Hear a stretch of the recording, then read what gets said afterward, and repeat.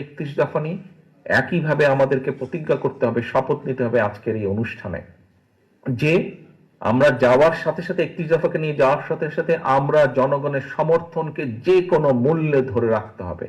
কারণ বারে বারে বলেছি, আবার বলছি, প্রতিপক্ষের মিছিল সমাবেশ ছোট, আমাদেরকে আনন্দ দিচ্ছে, কিন্তু কোনোভাবেই যাতে আমাদেরটা ছোট না হয়। কারণ আজকে আপনারা যেটা বক্তৃতা বিবৃতিতে বলেন, অনেকেই এখানে বলেছেন, বিএনপি এই মুহূর্তে ইনশাল্লাহ আল্লাহর রহমতে বাংলাদেশের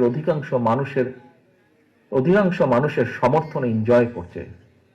কাজেই এটা অনেকের হিংসার কারণ হয়ে দাঁড়িয়েছে, অনেক রাজনৈতিক দল অনেকের হিংসার কারণ হয়ে দাঁড়িয়েছে এবং অনেক ষড়যন্ত্র শুরু হয়েছে। সবসময় দেখেছেন, সবসময় আপনারা খেয়াল করে দেখুন, যারা এই দলের সাথে বহু বছর যাবৎ জড়িত আছেন, এখানে আমার সামনে অনেকে উপস্থিত আছেন যারা শহীদ জিয়ার সময় থেকে এই দলে জড়িত আছেন।